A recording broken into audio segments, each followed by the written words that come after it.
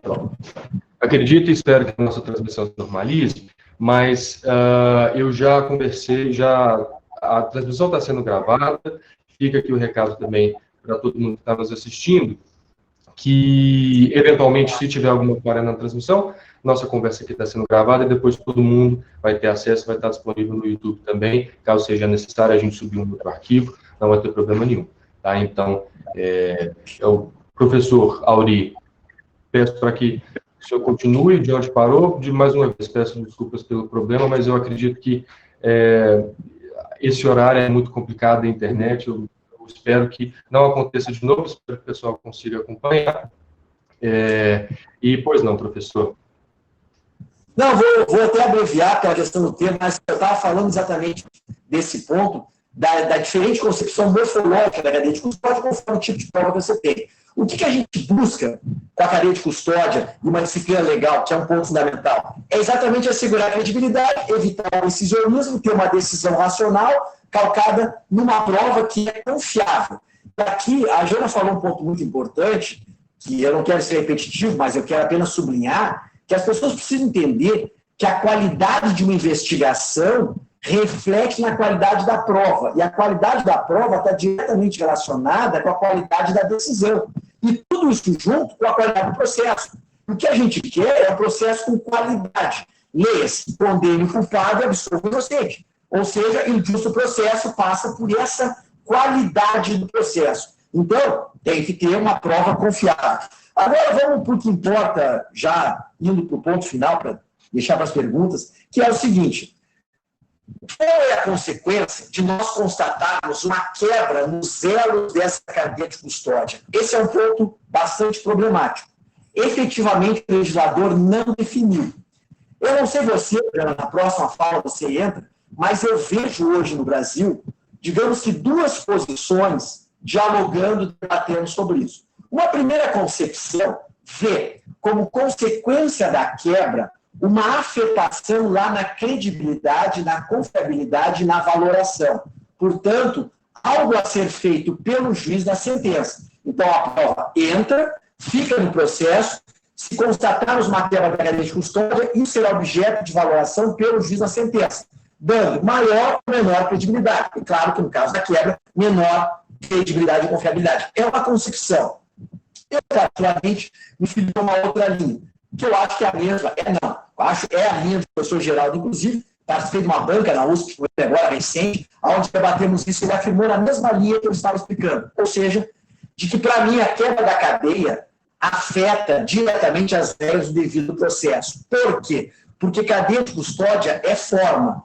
Forma é garantia, é limite de poder. Nós temos uma forma no código.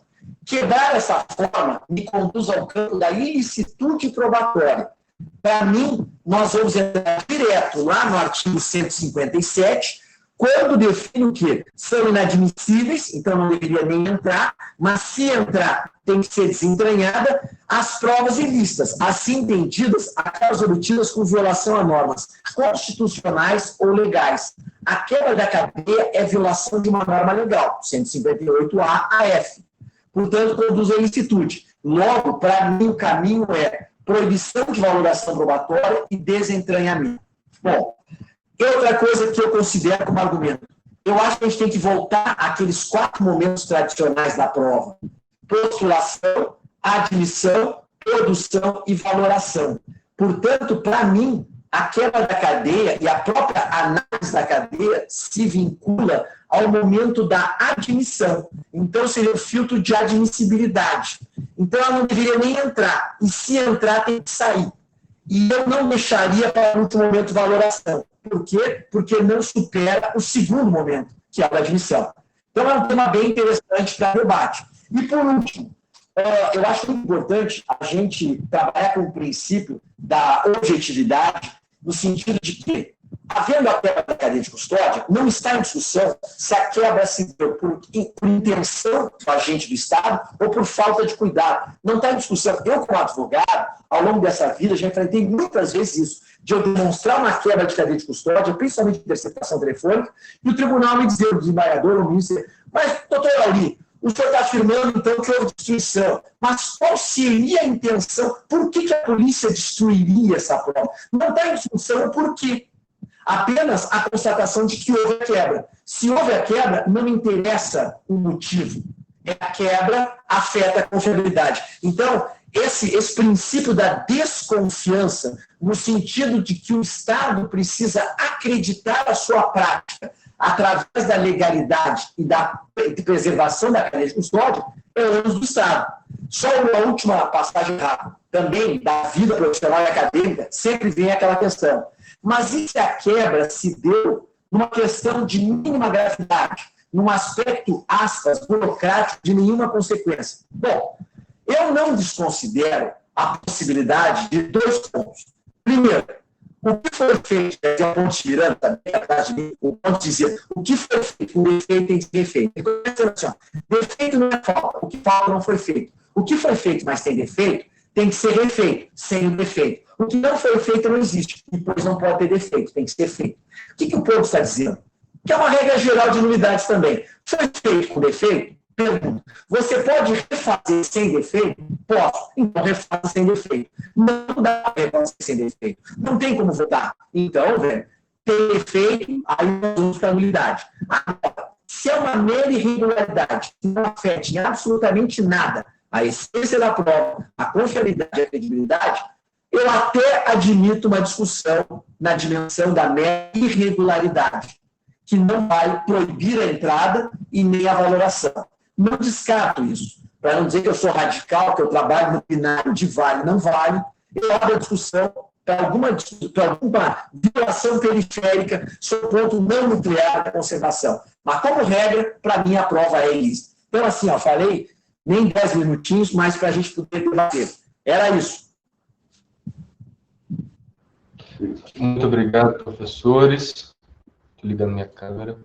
Bom, professores, muito obrigado pelas exposições. Mais uma vez eu peço desculpas pelo nosso problema técnico e vou frisar que qualquer coisa, se a transmissão no YouTube tiver falhado, os alunos, todo mundo tem a segurança de que esse evento vai estar salvo na nossa página do YouTube. Nós já acolhemos várias perguntas, que inclusive tinham sido mandadas para nós pelo Instagram. E agora eu vou chamar o Ícaro para que ele possa transmitir essas perguntas para vocês. O Ícaro já pode aparecer para nós. Boa noite, vocês me escutam? Sim. Escutam tranquilo? Boa noite. Primeiramente, eu gostaria de agradecer ao professor Auri, a Jana, e a todas as pessoas que foram responsáveis por esse encontro, né, por viabilizar esse encontro entre a gente.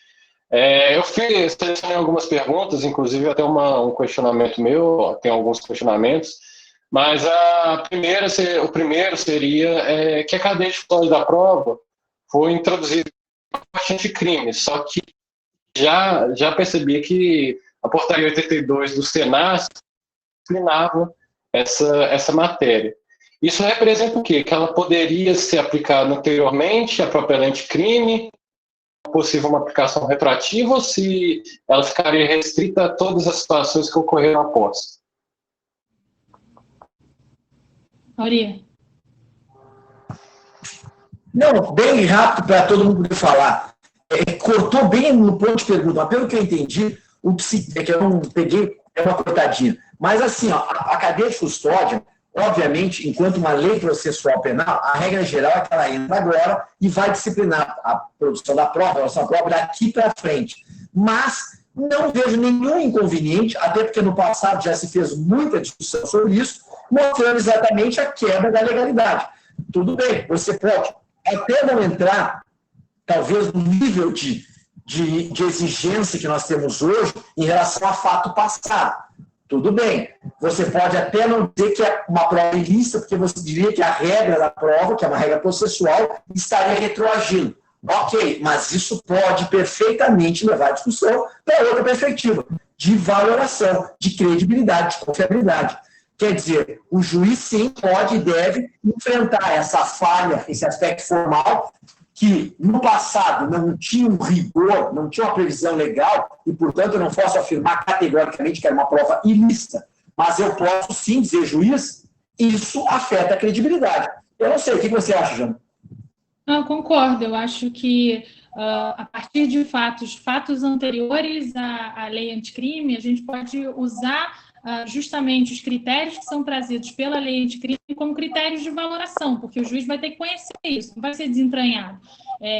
Mas concordo com você que o efeito que a gente tem que lutar agora para que seja concretizado em cada quebra da cadeia de custódia é o efeito da inadmissibilidade.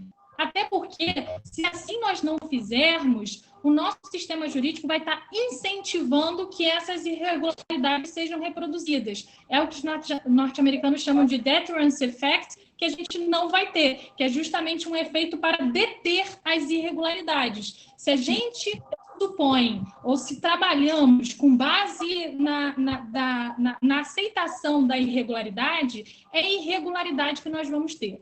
Eu acho que, mesmo no caso que você analisou, né, assim, mas se for só um aspecto menos importante, algo absolutamente tangencial à própria confiabilidade, eu acho que o deterrence effect serviria até mesmo para que a gente evite essa irregularidade mais tangencial que não toca diretamente à confiabilidade. Porque se não dá trabalho para fazer direito, é direito que tem que ser feito desde o início, né? Então, mas não escreveu bem o nome. Bom, da próxima vez vai aprender a escrever direito o nome do negócio, porque o processo penal ele não pode ser construído para o caso concreto. Tem que ser construído a longo prazo, porque o processo penal é a democracia. Então, não é um caso, é a defesa da democracia, é a defesa da presunção de inocência, é a defesa do devido processo legal. Então, eu acho que o estímulo que a gente tem que passar, ou o nudge que a gente tem que passar para o nosso sistema jurídico, é no sentido de que as irregularidades, por menores que sejam, não devem ser toleradas, porque elas façam um efeito muito nefasto a longo prazo. Só para comentar não, mas nessa linha é um tema muito legal, isso é um tema fundamental. Agora você estava falando, estava lembrando, esses dias eu li um julgado, uma pena que eu não trouxe aqui, mas a Suprema Corte Americana, que eu até usei uma ostentação oral no Supremo, que era exatamente o seguinte, é o efeito pedagógico, no sentido de que compete ao Supremo anular, ainda que sem se pagar um preço caríssimo, o processo inteiro anulado, mas porque isso comunica para as instâncias inferiores que existe um estándar de legalidade, que existe regra do jogo. É o preço a ser pago. Então, é exatamente isso que a gente está falando. É fundamental, claro. Isso que eu acho que esse efeito de né, que o Geraldo traz é importante exatamente para as forças policiais. Isso. E... Ícaro, seu som está travando um pouco, tá? De repente, você deveria dar as perguntas para outra pessoa ler. Vocês estão me ouvindo? Deixa eu ver. Ícaro, se precisar, você me passa aqui enquanto... Eu vou te passar no chat. Tudo bem. Mas sabe, Jana, que essa é uma questão bem interessante para o raciocínio consequencialista. Né? Os tribunais, muitas vezes, são consequencialistas. Eles olham para o resultado final e dizem, meu Deus, se eu tiver que anular tudo isso, e não se dão conta que você anula um para salvar centenas para o futuro. Exato. Falta essa. Porque se a gente passa a aceitar essas irregularidades, qual é o estímulo que a gente está dando para as agências policiais fazerem diferente, né? Então, a gente tem que pensar sempre como que a gente está construindo o processo penal e os recados que se está passando a partir da aceitação que a gente tem, né? Se aceita a irregularidade, é a irregularidade que vai ter. Bom, Oi. Professores, conseguem me ouvir? Sim. Vou passar para a próxima pergunta. A pergunta é a seguinte. Existe uma tentativa de abrir espaços à defesa e fortalecer o sistema acusatório. Qual a importância da cadeia de custódia nessa tentativa? Pode-se dizer que a cadeia de custódia fortalece a verdade processual? Posso responder primeiro? Claro. Eu acho que a cadeia de custódia e o direito de defesa são umbilicalmente ligados. É muito importante a cadeia de custódia para o direito de defesa. Quem não está assistindo ainda, é mandatório, se dedica ao processo penal, tem que ver aquela série que está no Netflix que chama O DNA da Justiça ou Innocence Files, né? Que é justamente um trajeto dos principais casos do Innocence Project. E fica muito evidente aí como todos os casos e os casos de revisão criminal só foram possíveis porque havia cadeia de custódia. Porque se não há cadeia de custódia e o crime está lá atrás, como é que eu chego para reconstruir e oferecer outra alternativa, uma hipótese alternativa dos fatos distinta daquela trazida e construída pela acusação?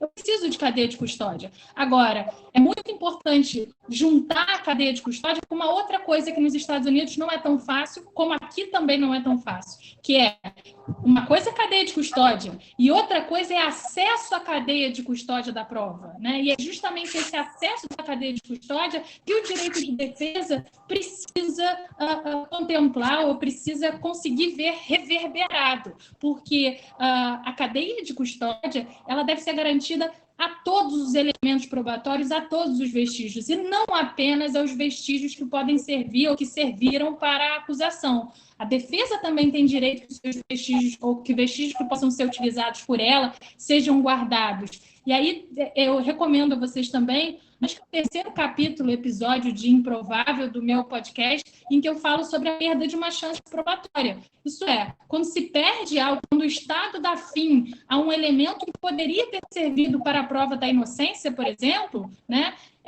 A absolvição deve ser o desfecho daquele processo porque perdeu-se a possibilidade de provar a inocência por fato dado pelo Estado, né? Então, cadeia de custódia e direito de defesa tem tudo a ver. A questão é que a gente precisa efetivar esse contato da defesa com a cadeia de custódia. E aí, para falar sobre verdade processual, né? Eu acho que eu não gosto de distinguir verdade processual de verdade material, verdade formal, verdade substantiva. Então, eu acho que a gente pode falar a partir de uma adequada determinação dos fatos que deve encontrar limite nas provas que foram produzidas, né? Falar sobre uma racional valoração das provas é justamente jogar para fora, expulsar de vez qualquer concepção psicologista da prova que entende que tem prova porque o juiz está convencido. Não, a gente tem que fazer uma referência às provas que foram produzidas e mostrar quais são as inferências probatórias que são razoáveis, que são plausíveis, dadas por essas premissas, né? Então, acho que a gente tem que pensar numa adequada determinação dos fatos, que é sempre contextual e que deve estar nos limites das provas que foram produzidas naquele processo, né? Acho que, desse modo, eu respondo a pergunta. Auri.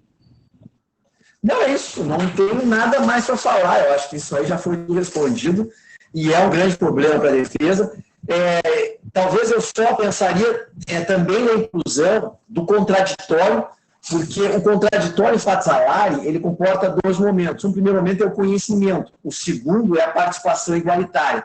E a gente falha, muitas vezes, no conhecimento, no acesso, ao não se permitir o acesso. E como você não tem acesso, você quebra o contraditório e acaba, obviamente, também prejudicando imensamente a defesa.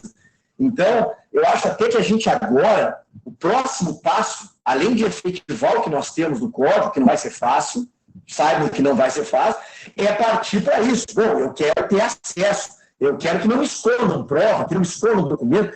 A prova é do processo, a prova não é da acusação, não é da defesa, ela tem que servir a todos. E o que a gente vê muitas vezes, e aí, como a maior parte desses elementos são conduzidos na investigação, a investigação não raras vezes é conduzida de forma unilateral, atendendo só o interesse da acusação, só vem a prova que interessa para a acusação, só o documento, quer dizer, aí nós temos um processo direcionado. Essa é a fórmula para uma injustiça, é a fórmula para um erro judiciário, entendeu? E, claro, essa questão da verdade é uma questão complexa. Eu comecei a rir aqui porque a gente tem um debate, um grupo interno, nosso, eu, Janaína, já assim, faz um negócio assim, sobre verdade, que é maravilhoso, desde uma perspectiva acadêmica.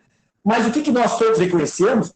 que falar em verdade é falar sobre o peso epistêmico, é falar num terreno extremamente pantanoso, que verdade é essa, de qual verdade estamos falando. Não adianta, como a Jana falou, não adianta você ficar trocando adjetivo, a questão é mais complexa, né? Não resolvemos o problema saindo da verdade real para a verdade processual. Não, o problema é a verdade.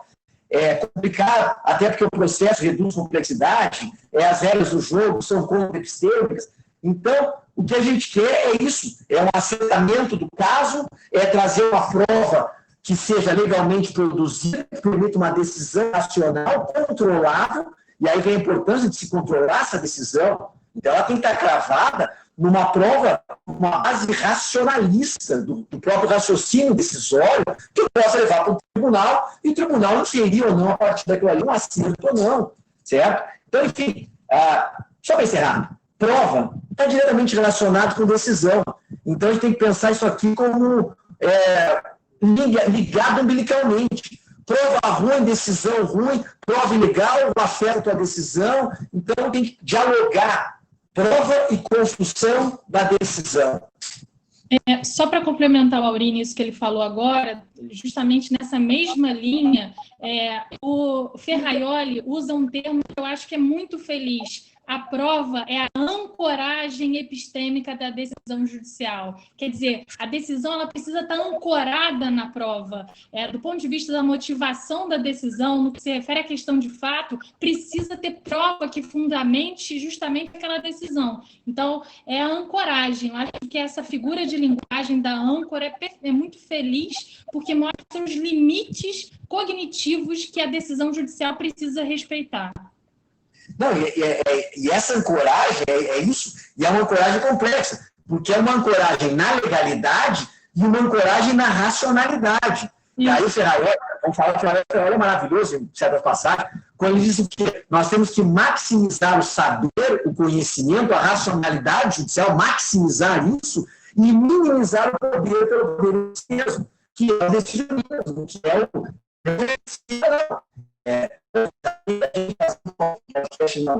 como é que é isso aqui? A gente vai fazer uma live.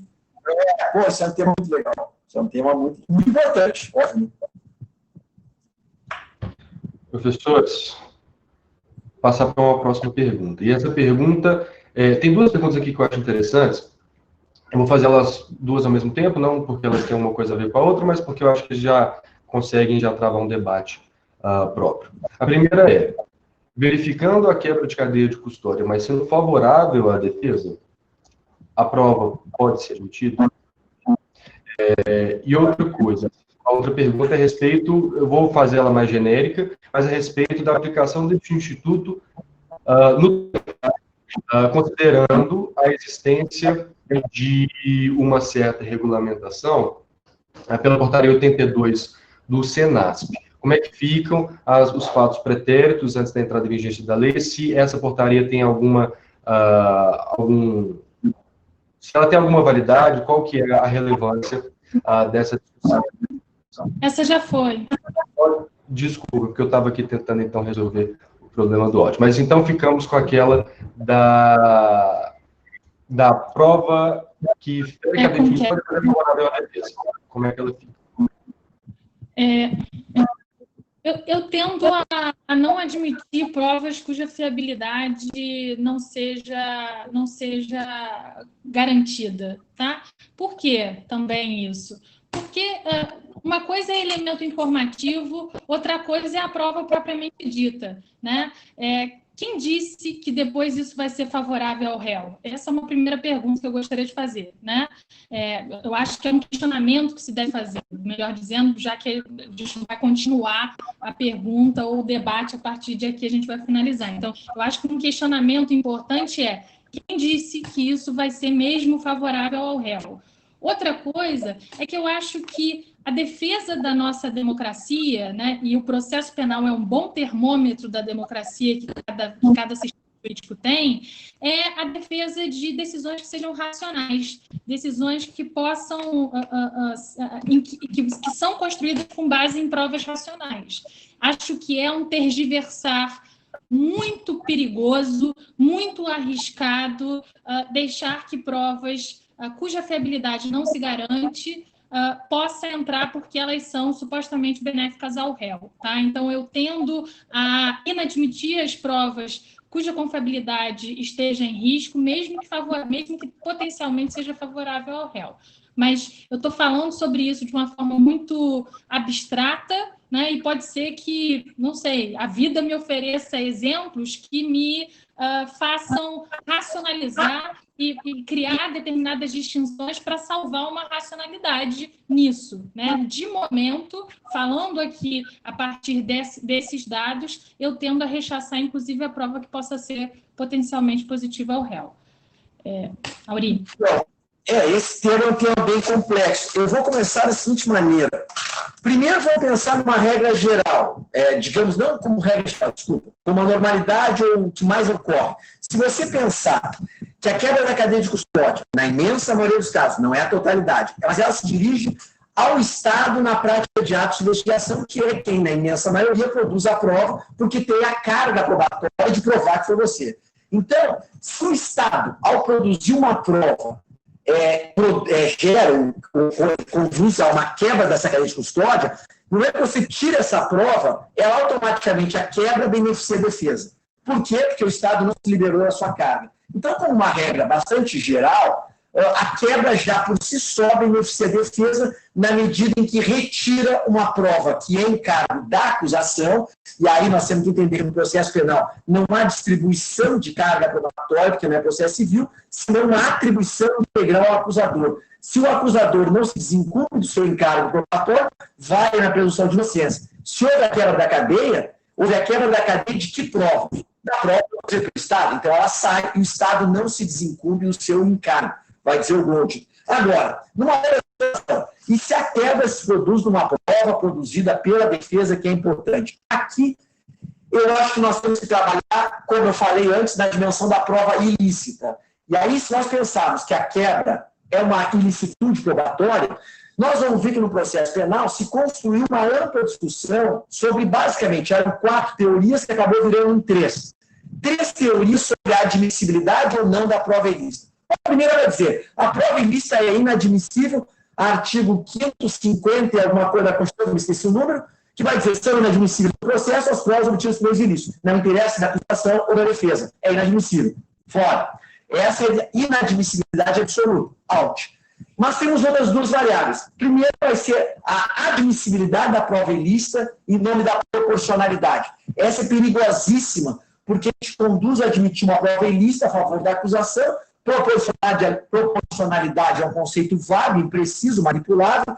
Enfim, não vou nem entrar na discussão da porosidade conceitual da proporcionalidade no processo penal e do perigo que representa. Então, para mim, é furado. Mas, com coragem, e aí sim, para, digamos, salvar essa teoria, vem uma avaliação específica do processo penal, que é bem interessante, que é a admissibilidade da prova ilícita em nome de uma proporcionalidade pró-réu. Porque, numa lógica de ponderação, não haveria uma injustiça maior do que você condenar o inocente. Então, nós poderíamos admitir uma prova ilícita pró-réu. Se considerar que a quebra da cadeia gera ilicitude probatória, eu aproveito toda essa musculatura teórica construída, ainda que isso, sim, acarrete um sacrifício epistêmico, que foi toda a advertência que a Janaína fez. Só que aí a gente entra exatamente na briga antiga nossa, que é, em nome da absolvição desse inocente, eu posso admitir esse sacrifício epistêmico. E aí é que vem a admissibilidade da prova ilícita pró-réu. Claro que isso tem que ser analisado no caso concreto, não é tão simples, não é uma resposta categórica, genérica, não. Nós estamos aqui trabalhando com as variações teóricas, mas claro que o teu caso concreto é que vai te permitir ou não aplicar. Mas é um viés não no sentido de erro, né? Mas é uma via possível, seria essa, proporcionalidade pró-réu. Eu estou pensando, deixa eu só terminar, complementar aqui, Felipe, porque o Auri me fez pensar numa outra forma de que eu respondesse a pergunta também, com uma outra conclusão.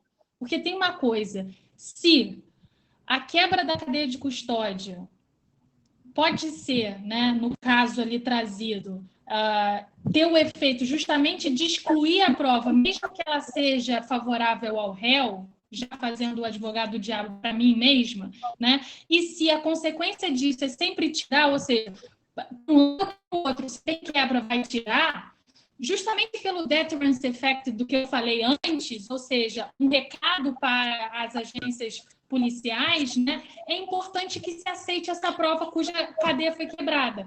Por quê?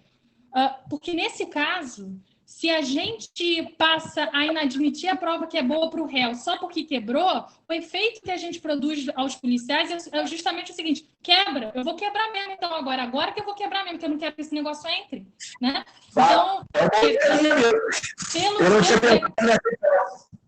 pelo deterrence effect, a gente deve admitir a prova cuja cadeia foi quebrada e que é favorável ao réu, justamente para não estimular os policiais, né, a quebrar. Porque se a gente diz, olha, a consequência vai ser sempre a inadmissibilidade, quem quiser excluir é só meter a mão em algo que não pode, ou seja, é só destruir o armazenamento, contaminar o armazenamento ou o afixamento, e aquilo lá vai estar fora, né?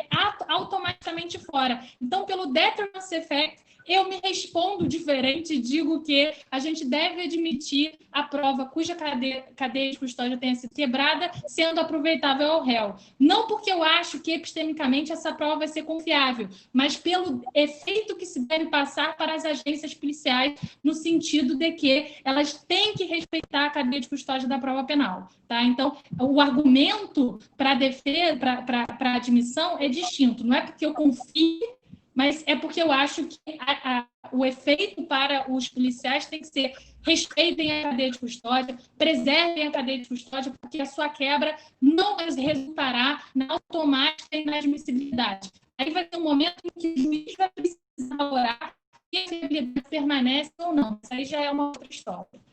É isso. Que é bem interessante também. Porque essa prova pode estar na custódia do Estado. E aí é simples.